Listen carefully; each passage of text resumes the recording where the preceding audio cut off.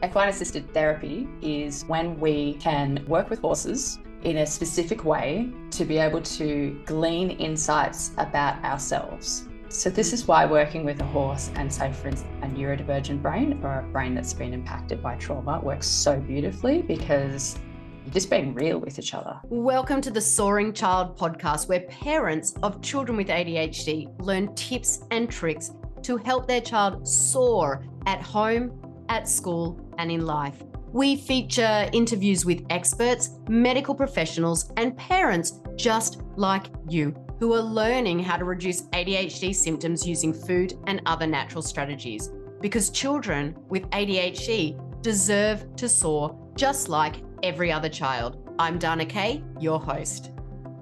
Hello, parents. This is Dana Kay here with another edition of the Soaring Child podcast. Now, have you ever noticed how animals seem to have sort of this incredible ability to sort of calm our kids in a way that nothing else can? I know that my little doggy or puppy that may pay us a visit today definitely does that for myself. But I remember hearing from a parent who said their child, who usually sort of struggled to sit still or focus, became completely calm and present the moment they stood next to a horse. It was like magic. And, it kind of left me wondering, could this connection be the key to helping children with ADHD regulate their emotions and build confidence? Now, today we're actually diving into the world of equine-assisted therapy. It's a powerful yet often overlooked approach that's transforming the lives of neurodivergent children. And to guide us through it, I am thrilled to welcome Caz Pringle-Bowden to the podcast. Caz is not only a dedicated yoga facilitator, a counselor, but also someone with hands-on experience working with hundreds of neurodivergent children through equine therapy programs. And over the past 2 years, she's witnessed firsthand the incredible way horses can help children with ADHD and other challenges really regulate their emotions, develop that focus, and really find that calm. Beyond the horse paddock, though, Caz's work extends to teaching yoga and boxing to youth in juvenile detention, which is amazing, by the way, and designing neurodiversity training for educators and movement teachers. As a neurodivergent woman herself, Caz really brings sort of this unique and deeply personal perspective to her work. And I really just can't wait for her to share how equine therapy could make a lasting difference for your child. Caz, welcome to the show. Thank you, Dana. Thank you for having me. It's an exciting conversation I think we're going to have today. Very, very exciting conversations. Now, my listeners are probably going, hey, that person sounds very similar to Dana. Caz is actually located in Australia. And I always say it's exciting to interview another Aussie. It's actually a little bit weird for me because obviously I live in America. So when I hear another Aussie on the end, it sort of like just brings this touch of home. Happy to provide that for you today. Much. Now, I'd love to just start with the basics. What is equine assisted therapy? How does it work? So equine assisted therapy has been around for a fairly long time in terms of, I think really it was born in the States, possibly kind of out of that amazing cowboy movement and the advent of natural horsemanship. The idea that horses are not tools to be used. They have thoughts, feelings, behaviors, and experiences, and a nervous system just like ours.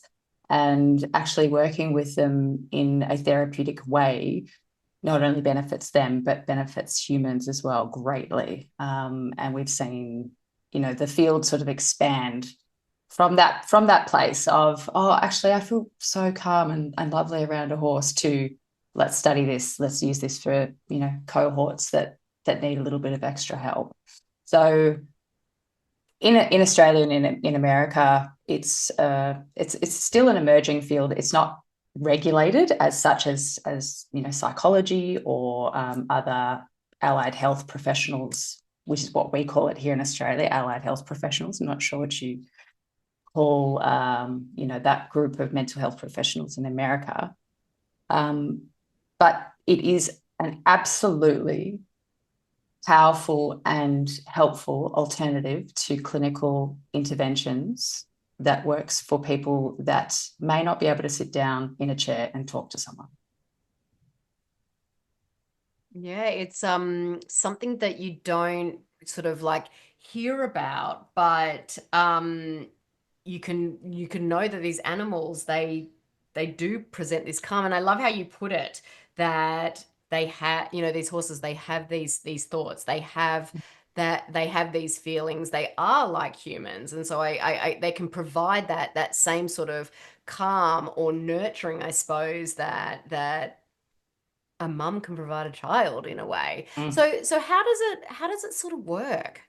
So every program is different. So as because there aren't a set of sort of guidelines that you follow. So for instance, if we're thinking about something like CBT, cognitive behavioral therapy, which has been we know that that's helpful for ADHD. There's a very clear set of guidelines that you would follow if you're running a session like that. But an equine-assisted therapy program, so there's equine-assisted therapy, there's equine-assisted learning, there's equine-assisted psychotherapy. There's so many different types.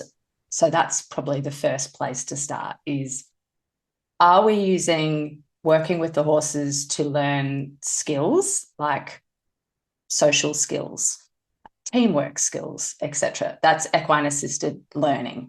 Equine-assisted therapy is when we can work with horses in a specific way to be able to glean insights about ourselves.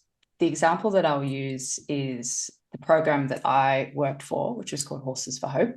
The horses were recovering from trauma themselves. So they'd come from rescue situations and they were learning to trust humans again. And the people who came to the program were children, adults, teens who needed to be able to practice experiential, tangible skills like emotional regulation, like being able to follow instructions and things like that. These are kids that were on the verge of getting kicked out of school, and going to see the psychologist was not working for them. It just resulted in them kicking off and feeling unseen, and those behaviours to keep, coming up. So for our program, we would have the person come along and we would explain, we've got this horse that's come in. He's actually petrified of being touched, but we're making progress every single day with people to help that horse to learn to feel okay, to be touched by people, that people aren't going to hurt it. Do you think you can bring your skills to help us with that today? So it was an invitation for someone to bring their empathy and bring their thoughts and skills and ideas to helping the life of another. Wow. So in that respect, we're not telling people what to do. We're saying, okay, today we're going to try and put a saddle blanket on this horse, but what we need from you is to be incredibly calm, the calmest you've ever been. Do you think you are going to be able to do that? We'd have a discussion around why that person might not be able to access calm, give them some ways that they might be able to do that through breathing, etc. So getting them in the right state before they even step into the relationship with a horse. I think it's probably quite important, Dana, for me to explain the nervous system of the horse and why it's similar to ours, because this might not make any sense to anyone if they don't have a little bit of background about this, if that's cool. Yeah, totally. Go for it. All right. So horses are mammals. We're mammals. We have the same nervous system. So what that means is that we both will respond to stimulus in our environment with a specific type of nervous system response and body response that will be often involuntary, right? So we've got the fight, flight, freeze responses that we exhibit. Horses have the exact same thing. Now, horses however, are prey animals. We are predators. Humans are apex predators. And how we know the difference between a prey animal and a predator is that predators will have eyes in the front of their face, like we do, like cats do. And prey animals, which are the ones that are being hunted, have eyes on the sides of their heads, right? Horses, eyes, side of their heads. Humans, eyes in the front of their heads. So inherently, from the get-go, horses know when they're born to not trust us because we have eyes in the fronts of our heads, right? So we actually have to work quite hard for that horse to be able to feel like they can trust us. They can hear our heartbeat from up to 10 meters away. So heart rate variability. If we are excited or nervous, they're going to hear that and they're going to interpret that as, okay, Dana, she is like, her heart's beating really fast and erratically. I'm not going to go near her because she's probably going to hurt me, right? They can smell cortisol and adrenaline. They can tell when our physical body is tense or loose. They can obviously hear our respiration. So they have these senses that are clocking us. Like from the moment they see us, they have got a very clear picture of what's going on in our nervous system. And you cannot lie to a horse. So if I said to a kid, out of 10, how excited are you feeling before going into the round yard? And they said 1, but they're actually super excited. The horse will know. You cannot lie to it because it is that is just unbiased, true feedback that they're going to give you. Yes. Right? Incongruence is just going to confuse a prey animal. It's also going to confuse a neurodivergent person who may struggle to interpret facial cues, may struggle to interpret things like irony and things like that. Also, kids that have been through trauma are hypervigilant. So this is why working with a horse and, say, for instance, a neurodivergent brain or a brain that's been impacted by trauma works so beautifully because you're just being real with each other. Yeah. So that is the very first thing that someone will learn before they even go into an equine therapy session most of the time. I love how you explain that, and really understanding the difference between the human and the horse.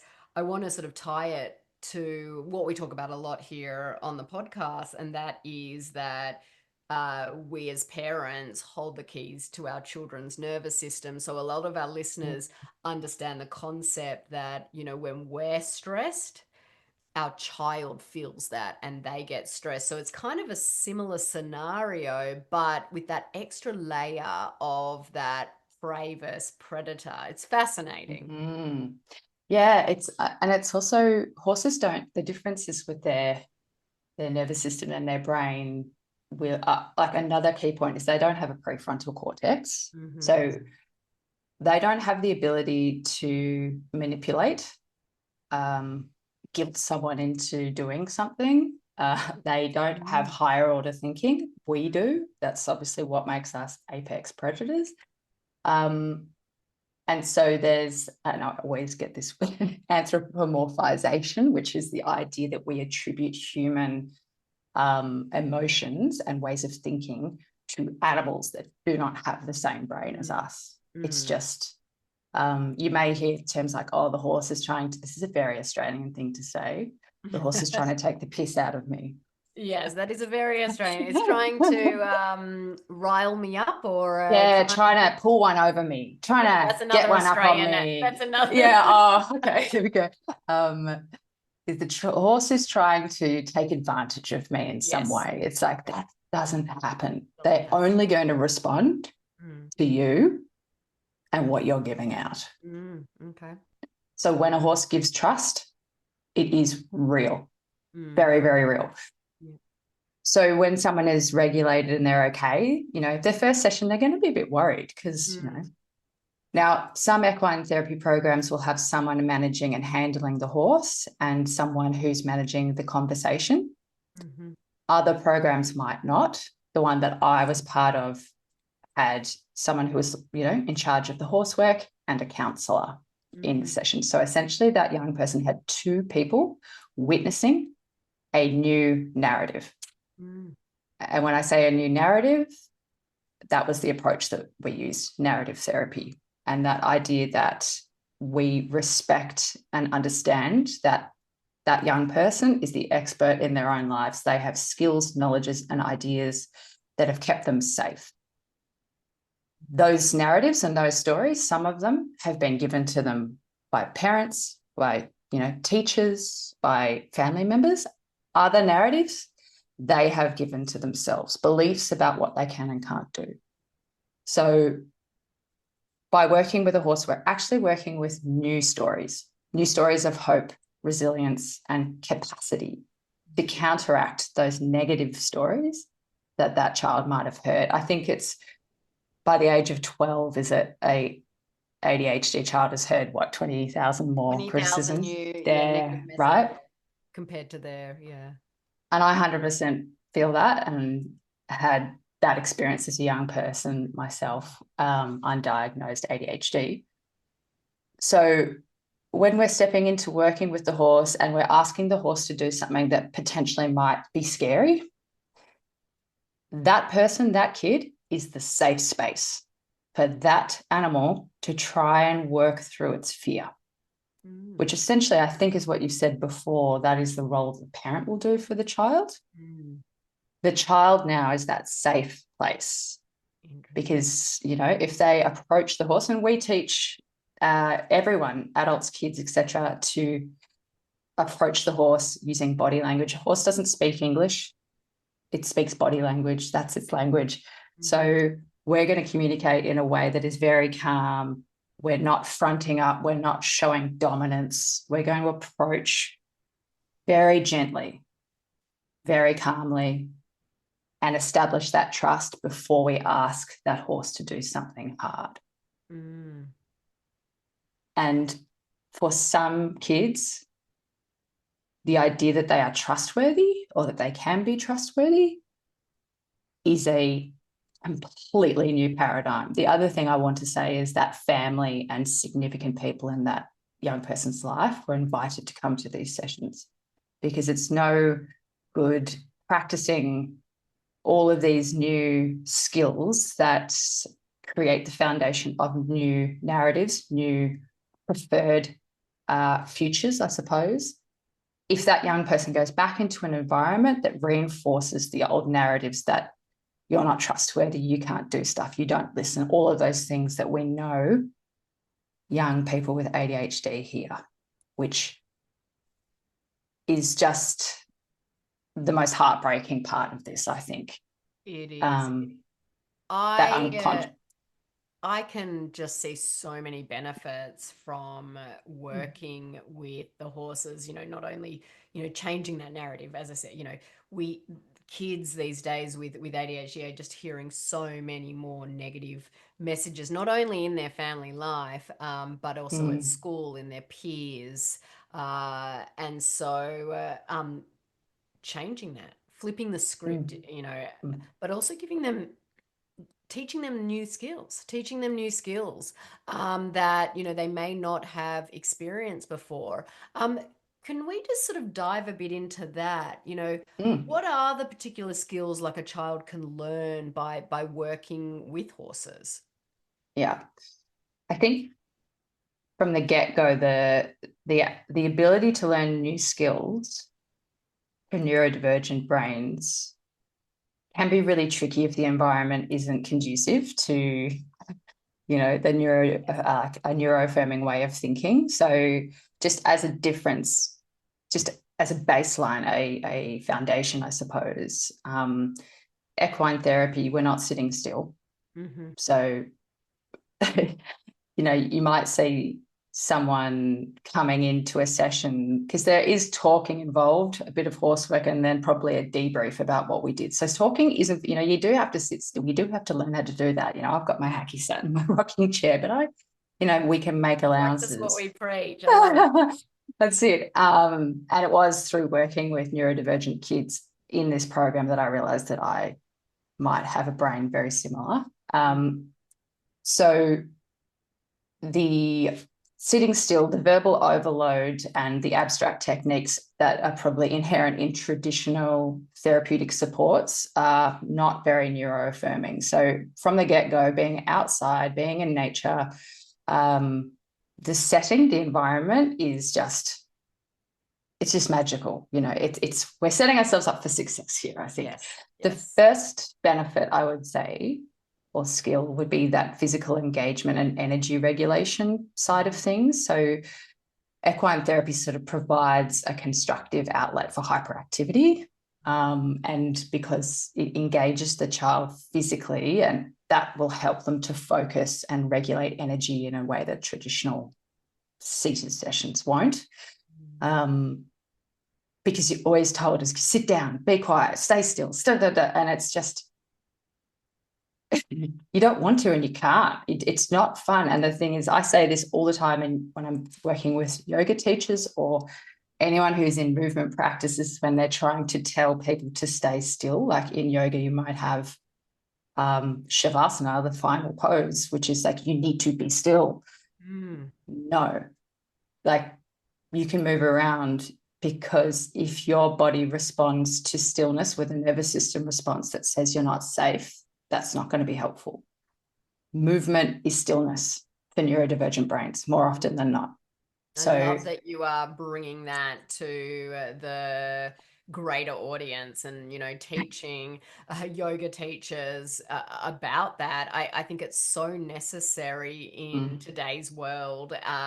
I talk about a lot here on the podcast, you know, the problems with the education system. And I think that the education system across the world could benefit so much from those teachings.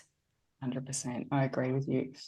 The second sort of skill would be around sensory and emotional regulation. So working with horses and being in nature sort of offer that calming sensory input. So we might have the tactile touch of, you know, actually touching the horse. We've got, you know, the smells of the farm and things like that. We're engaging the vestibular system by maybe leading the horse around over a small obstacle course. And by kind of engaging those senses in a way that is not overstimulating, we're going to reduce that impulsivity, that wandering attention, etc.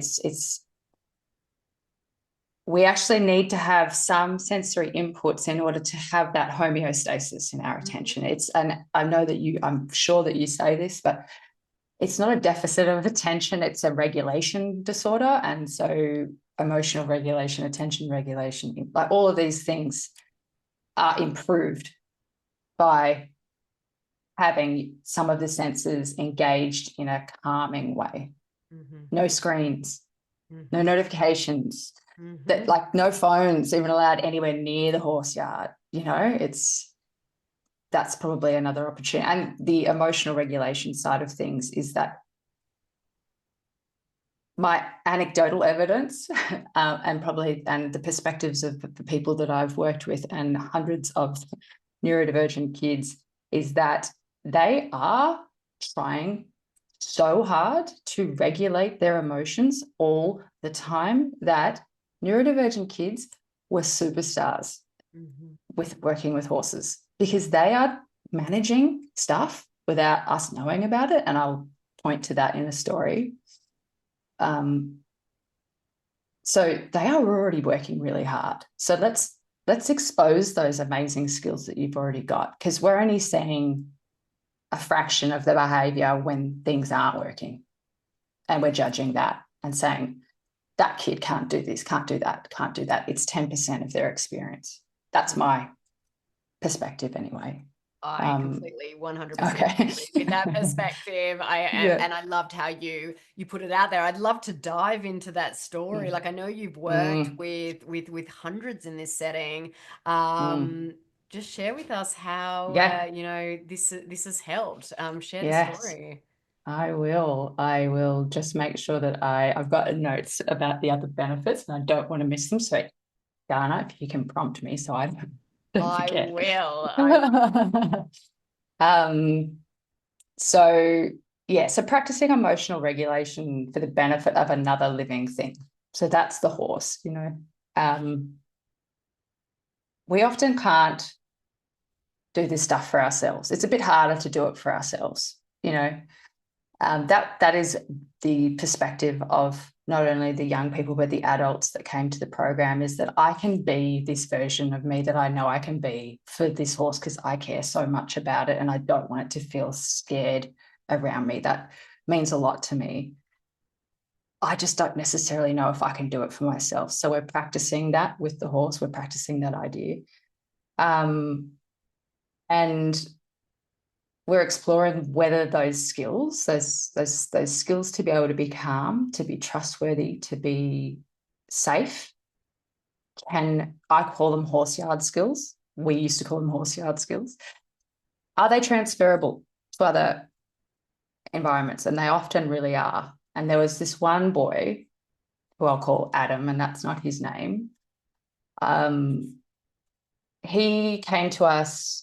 He had, you know, diagnoses. We didn't care too much for diagnoses because it's a non-clinical setting. It's like, if those labels are helpful to you, awesome. We're not going to impose them on you, though. Yeah. Okay. So that's the very first thing. I very much agree with that. Yeah. There's no power imbalance here. It's you're coming here. We actually need your help to work with our horses. So he came. Just that statement alone is so powerful. We need your help. And to give that to a child who probably has, you know, self-worth issues and, you know, doesn't feel confident, to give just even that statement to them could probably change the whole dynamic for that child. Yeah, and that the conversation around power is another one for another day. Yeah. But I guess it would be this is a case of shared power. Just because I'm a counsellor doesn't mean that I have power over you in any way, shape, or form. You're the expert, not me. Yeah. So Adam came to us 14 years old, had been in and out of different types of kinship care. So there was child protection sort of involved. And where I was working at the time, regional Victoria, very, very challenged area in terms of just multiple layers of significant challenge for the people living there. So a history of unsafe housing, family addiction, no access to sort of schooling that catered to his learning style, which, as you say, the education system is it's just not really set up, especially in areas like that. He got funded for 10 sessions and then he came along with his grandmother. So his grandmother was looking after a whole lot of other kids as well. So there's some resentment, you know, there's a lot that came into that room that day, you know. So the damaging beliefs that kind of entered the room were not only his, they were hers as well. So that's what we were working with essentially. And this is where trauma intersects with neurodivergence. And again, that's probably another conversation for another time. So he's about to leave school. He's about to get kicked out of school because he's been kicking off in class. Kicking off, I mean, by being aggressive. He threw scissors at another kid and he was, you know, told, if you do that again, you will be expelled at 14, you know. So he came to us deeply concerned, and his first session, sitting there, leg jiggling, eyes darting everywhere, you know, just that classic nervous system response that neurodivergent kids will have. They don't know where to look, you know, and we're also in an old barn, you know, it's very, very jarring. You come into an old barn, you're on a farm, it's like there's a lot happening. Hyper-arousal. Absolutely. But when he stepped into the round yard, and you could tell grandma was skeptical about this whole thing. She's like, we've done all of these other things and nothing's worked. We're like, okay, that's fine. No worries. His first session, he was able to walk into the yard with, a horse that was well into their journey of recovery and just picked it up naturally. And he had a few sessions. He was super excited to come every single time. So that was a difference. The fact that he wanted to come because we really needed his help and he had a lot of skills to offer. There was one horse, he ended up working with the most troubled horse on the farm. This was his last session. And I just said to him, how are you able to manage your emotions so well? How are you able not to, in the 10 sessions that you've been here, you haven't thrown scissors, you've gone to school, you haven't gotten angry. Like, how are you doing this? Is it something to do with the horses? Like, I'm just dying to know. And he said, as I said before, I'm doing this 90% of the time. He said, I am trying 90% of the time every day at school. It's just the 10% of the time that the teachers see it and they judge me for it. And they only know that 10% of me. They know 10%. They don't know the other 90. They're not even interested because the 90% is the outlier on the graph. Yeah. And I said, well, what are you doing? What you're doing with your emotions is incredibly helpful because the horses trust you every single time. Have you ever thought of yourself as trustworthy? He said, no, never. And I said, has anyone else thought of you as trustworthy? He said, no. Everyone says that I'm not trustworthy. They actively say that I'm not. And I was like, how come? And, he said, because I don't listen and I apparently don't care and I don't deserve anything. And I'm just like, whoa.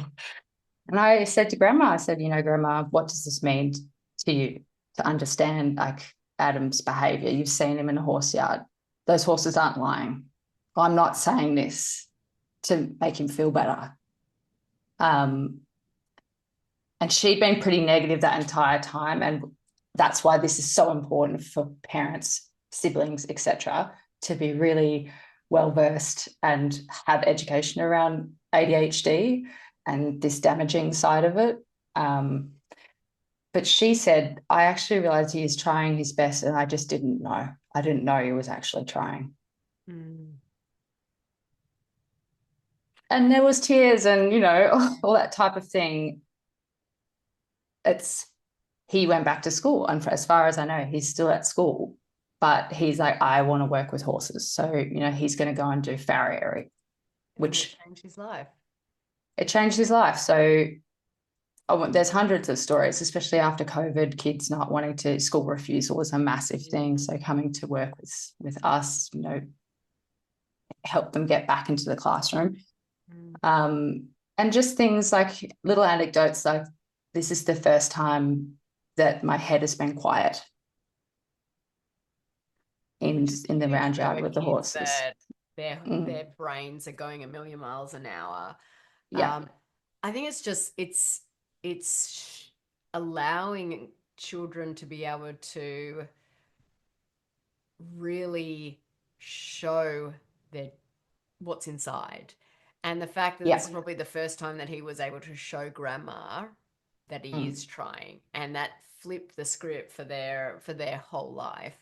I mean, I could see that it could be beneficial in so many different scenarios. For parents, who might not have access to sort of equine therapy locally, are there ways that they could sort of bring in these elements, of this same sort of similar experience into their child's lives? Yeah, I think that's a good question because it is really tough to access this type of therapy for a number of reasons. But some of the questions that I would ask when a kid first came in do you have any pets? Because if there's pets in the family, there's that power dynamic again. There's an animal that actually needs you to look after and care for it. And it's not like just you need to walk it. You have the ability to help something else in this world feels safe and valued. If it's pitched the right way, that could be a cat, that could be a dog, that could be, it's any animal, is going to respond to you. Yes. Like it's not the other way around. And sometimes people, I think, misunderstand how animals think and feel and work and exist. So I think to that, it's even just working with a dog and just being calm around the dog for the sake of the dog to feel safe. And It's the it's that language, setting up, it's the language of the of putting that forward. It's just such a simple change yeah, that you could implement at yeah. home. I mean, my mind is going a million miles an hour right now. Just, even in the way that I get my children to help with our dog, Yeah. and that empowerment, that Mm. ability for them to realize that they can help another being Yeah. thrive. Yeah. You don't get that sense of confidence. And if we're thinking about it from a physiological perspective, and the idea that the ADHD brain is constantly seeking stimulation in order to reach homeostasis. We're talking oxytocin when we're engaging and bonding with an animal. We're talking dopamine because there is the idea that what I have an influence that is positive and I'm getting a response. I'm getting you need to have that like positive reward of the animal responding to you. So even if you're just trying to be calm and it's touching them in a certain way, it could just be the invitation that could you breathe as softly as you can and touch as softly as you can at the same time. And just see, maybe let's set a timer because that's a dopamine thing as well. Gotta hack the stuff for the ADHD brain. Let's set a timer for 5 minutes and see, or even 3 minutes, 2 minutes, 1 minute, start small and see if you can time your breathing too gently and see what happens. And so that's probably an accessible way for people to try this idea of animal assisted therapy. I love that. Yeah. And yeah, it's any other living thing. It could even be it could be gardening. Anything outdoors is going to be great for a kid with ADHD, Yeah. Caz, that's you've opened my mind so much today. As we finish up, I always ask every guest, and I think you've already answered it, but if you could just share one small actionable tip that parents can start using today for their neurodivergent child, what would that be? A great question. One tip.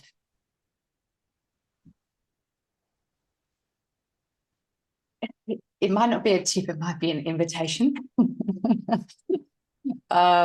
Would be the idea if we have the thought in our head that our kid is trying all the time to regulate themselves and they don't know how, they're trying in ways that might be unhelpful because they don't have alternatives. The invitation to a parent would be asking them the question, how do you keep calm? Or ask them what they're doing already and go, you're the expert of you. Like, what are you doing already that's working? Like, just inquire about the alternative story. That's my invitation. Inquire about the alternative story because there is one. There's heaps of them. Nice. And They it's just don't know how to get it out there, do they? yeah. If you can hold those up to the light, I just wonder what might be Embrace happening. and Yeah. you can embrace their superpowers. Yeah. 100%. For sure. Caz, thank you so much for joining me today, sharing your incredible insights. I can just see it shining through your experiences and your passion for this area. Please let listeners know where they can find more about your work and follow you online. I have a website. It is www.Caz Pringle, Bowden, Bowden.com.au. That would probably be the main place that I share stuff. And then I have an Instagram page with the same, just my name, @Caz Pringle, that I don't use nearly as enough because I like to try and minimize distractions in my life as an ADHD woman. So they're probably the two places that you could find me. Fantastic. Well, thank you once again for being here. Parents, I hope today's episode has really introduced you to new possibilities, even if it's just your little puppy, even if it's just your cat. But these new possibilities are there to support your child's emotional and their mental health. You know, equine-assisted therapy, it sounds like it offers such a powerful, gentle way for children to flip that script, you know, build that confidence, regulate their emotions, change the narrative, and just experience that inner healing. If you found this episode helpful, please subscribe to the podcast, share it with someone who might benefit, or even leave us a review. Listeners, thank you for tuning into this week's episode of The Soaring Child. I'm Dana Kay, your ADHD health practitioner. Keep on thriving. Thank you for listening to the Soaring Child podcast today. To learn more about how to help your child with ADHD soar using natural strategies, visit our website at adhdthriveinstitute.com and follow us on social media at ADHD Thrive Institute.